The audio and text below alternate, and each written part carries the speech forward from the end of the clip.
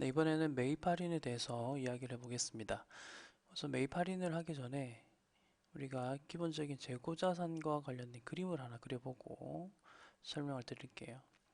우선은 재고자산은 뭐 상품, 제품이 있는데 그 중에서 상품을 가지고 보통 이야기를 많이 하는데 기초기말이 지금 차변과 대변에 이런 식으로 있고요. 그다음 매입의 위치는 차변입니다. 자, 근데 이게 더하기잖아요. 매입을 하는 과정에서 대표적으로 세 가지의 가격을 좀 낮게 한다, 마이너스 하는 요소들이 있는데, 매입을 마이너스 하는 요소들이 있는데, 첫 번째는 매입 환출이라는 게 있고요. 매입, 매입 환출. 매입 환출은 매입된 것이 문제가 생겨서 반품을 시키는 걸 말합니다. 그래서 매입, 들어왔다가 환, 돌아서 출, 나간다 라는 뜻의 한자가 되어 있고, 자, 그다음 매입 애누리가 있습니다. 매입 애누리 같은 경우는 물건을 내가 매입하는 과정에서 물건에 자그마한 하자가 있거나 뭐 가격 할인을 좀 받을 수 있는 부분을 말하는 것이고, 마지막으로 매입 할인이라는 게 있습니다. 이제 회계 용어니까 회계에서는 이렇게 용어를 쓰는구나를 이해해 주시고, 자, 요 슬라이드에서는 매입 할인과 관련된 이야기를 해볼 겁니다. 자, 내가 물건을 외상으로 매입을 했는데 요 예시를 보면서 하세요. 이런 조건으로 매입을 했습니다. 외상으로. 자, 이 조건이 의미하는 바가 무엇이냐 하면 30일 이내에 외상값을 갚으면 2%를 할인해 주겠다라는 말입니다. 그래서 이 말의 뜻을 우선 아시면 되고요. 30일 이내에 외상값을 빨리 갚는다면 나에게 물건을 파는 사람이 2% 할인해 주겠다.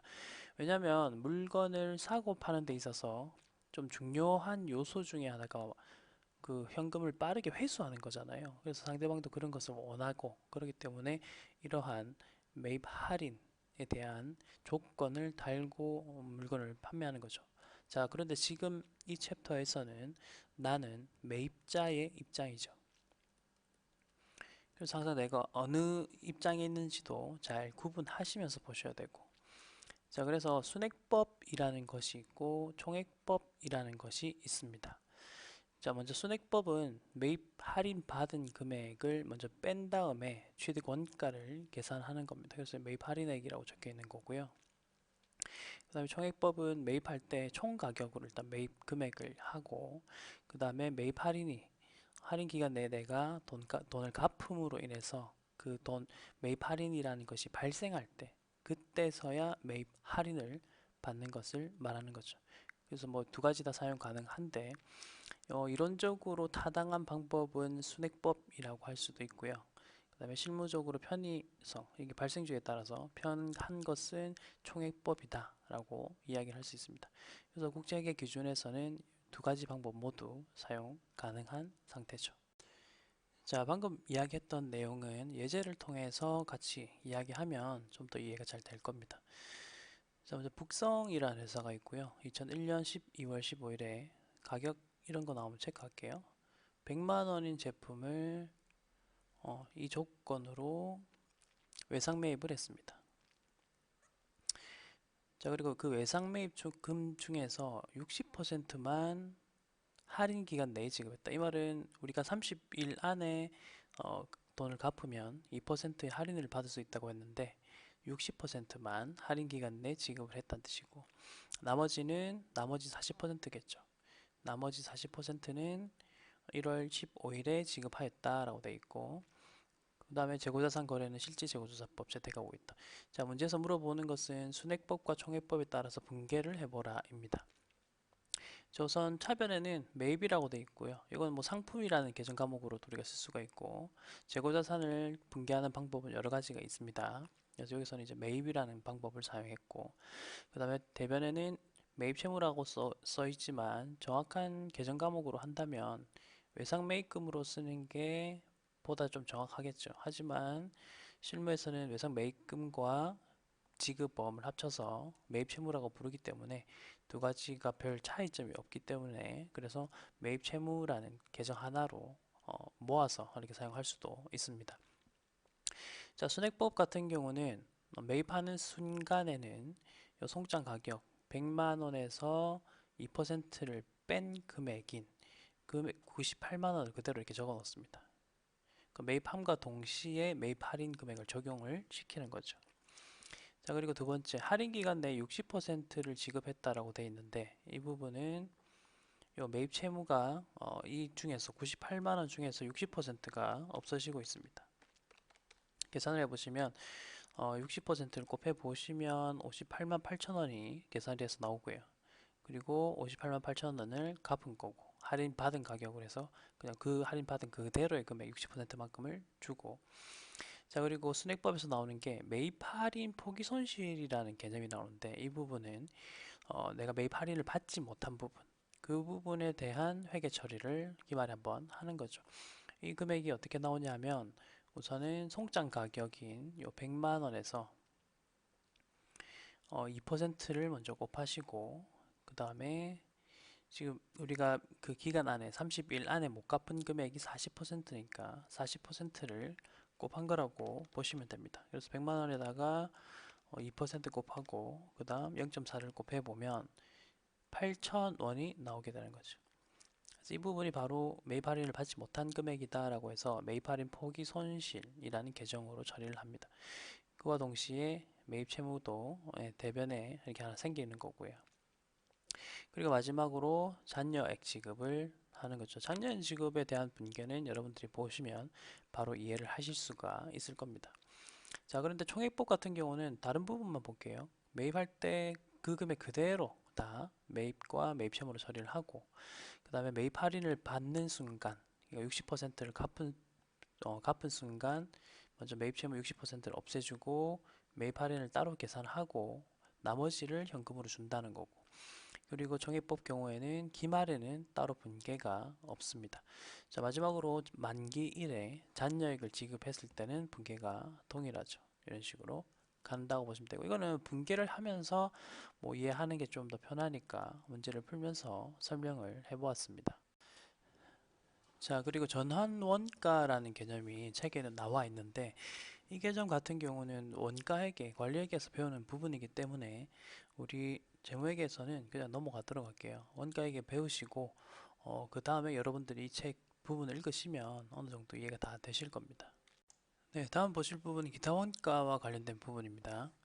요건 이제 비제조원가라고 해서 제조기업의 그런 상황인데, 보통 기타 원가나 비제조 원가 이런 것들은 기본적으로 다 기간 비용, 그러니까 일반 비용으로 처리하는 것이 원칙입니다. 왜냐하면은 이게 매입 원가 혹은 취득 원가가 되려면 취득하는 과정 중에 직접적인 그런 관련이 있어야 된다.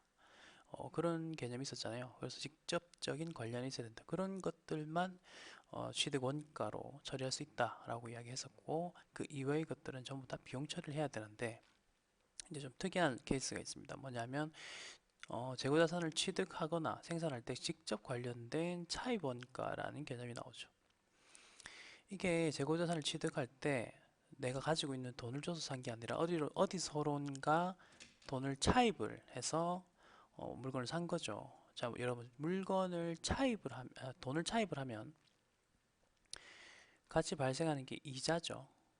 자, 그래서 여기서 말하는 차입 원가라는 것은 이자입니다. 이자 비용.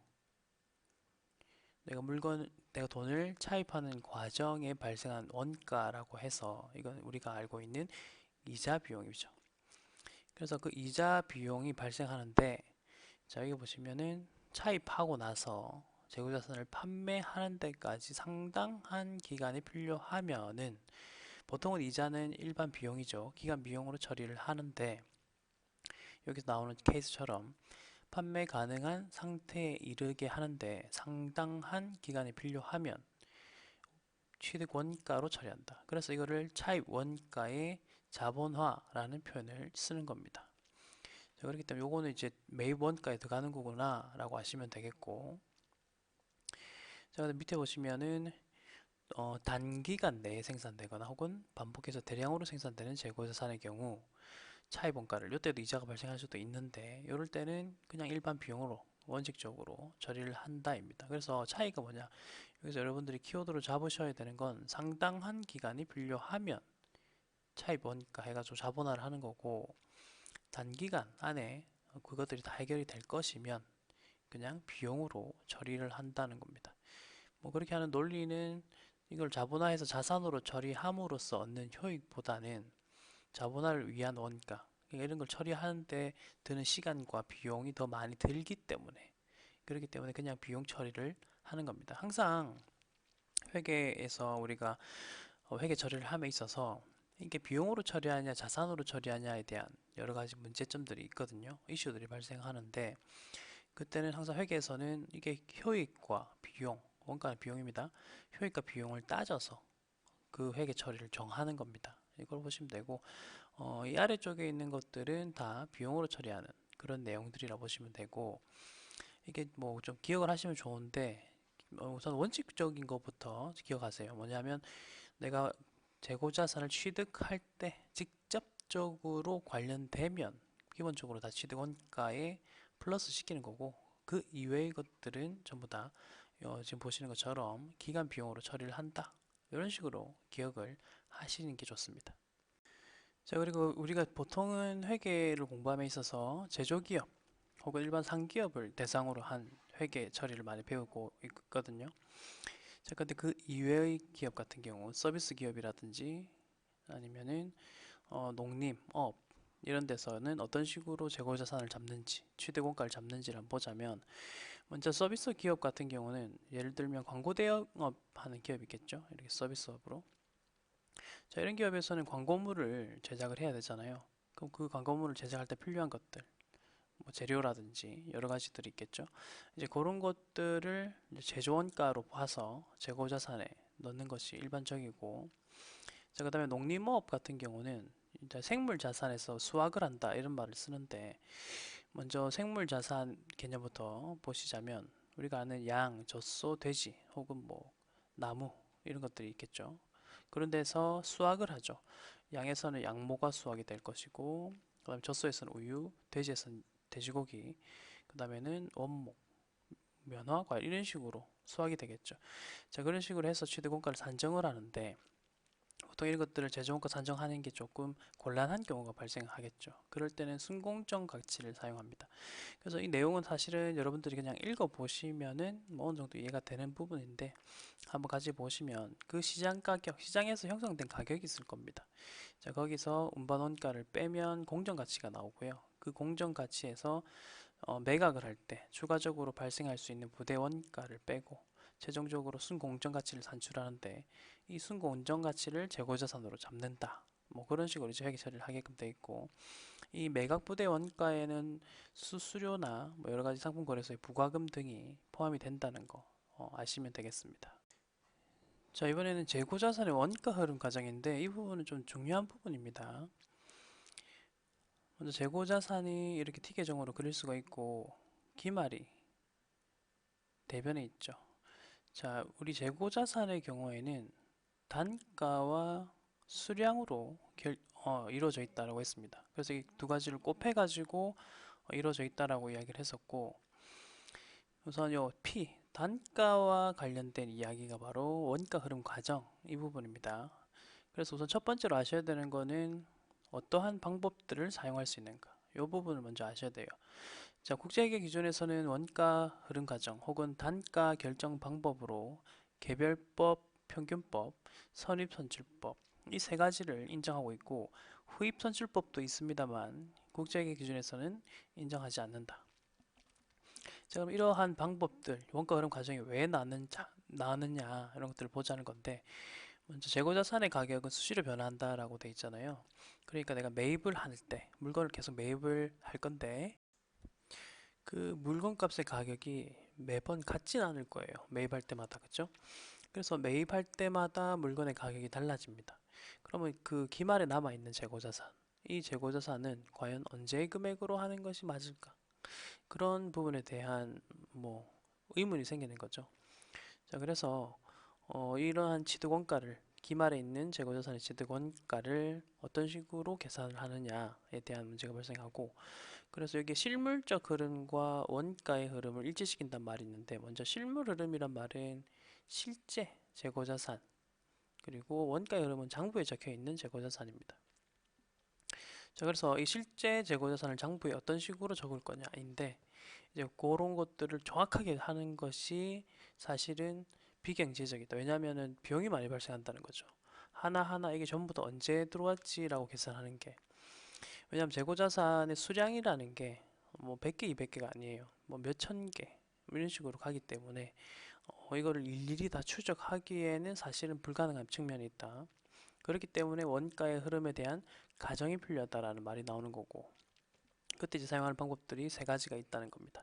우선 간단하게 개괄을 해보자면, 개별법은 하나하나 다 정확한 가격을 가지고 계산을 하는 방식. 그 다음에 선입선출법은 먼저 들어온 게 먼저 팔렸다, 그런 식으로 이제 가정을 하는 거죠. 예를 들면 우리가 뭐 마트 같은 데 가서 우유를 보시면 유통기한이 짧은 거를 보통 앞에다가 이렇게 두고 유통기한 긴 것을 뒤에다가 두잖아요.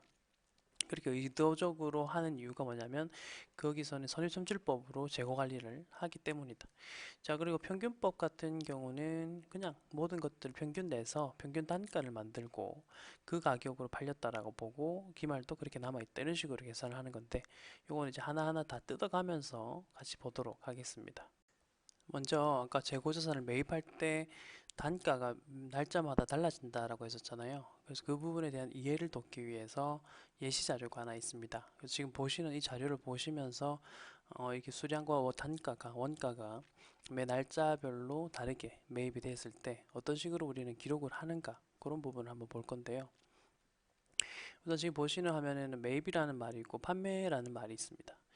우리가 T 계정을 한번 그려보면 상품에 대한 T 계정입니다. 상품에 대한 T 계정을 그려보면 차변 위에는 기초, 대변 아래는 기말이 있고, 자, 그 다음에 이런 식으로 적어볼게요. 차변에는 이제 매번 매입되는 것들에 대한 것들이 나옵니다. 자, 여기서 보면 5월 1일에 원가가 200이었고 잔량이 100개다, 이런 식으로 되어 있죠. 이건 기초라고 보시면 됩니다. 그래서 하나당 가격은 200 그리고 100개 이런 식으로 쓸 수가 있죠. 그럼 금액은 2만원이 됩니다. 이게 기초 재고 금액이고, 그 다음에 이제 매입되는 금액들을 보면 먼저 5월 8일이네요. 5월 8일 5월 8일에 500개, 그 다음에 원가가 212, 이런 식으로 우리가 하나씩 다 적으시면 됩니다. 계산기로 한번 두드려 보면 500개 곱하기 금액은 212, 그러면 106,000원이 나오네요. 여기다가 106,000원 적으시고, 처음에 한 번씩은 이렇게 적어 보시는 게 좋습니다. 두 번째 매입은 5월 15일 300개 곱하기 하나당 220, 그럼 66,000 이런 식으로 나오고, 마지막으로 5월 23일에 450개 샀고 하나당 가격 228원, 계산해보면 102,600원, 이런 식으로 되죠. 그러면은 차변의 합을 이제 계산할 수 있겠죠. 2만원 더하고 106,000 더하시고 66,000 더하시고 102,600, 그럼 294,600이 나옵니다. 자, 이 금액을 우리가 뭐라 부르냐면 판매 가능 금액이라고 해요. 판매 가능 금액. 아래쪽에도 보면 판매 가능 재고자산 원가라고 되어 있죠.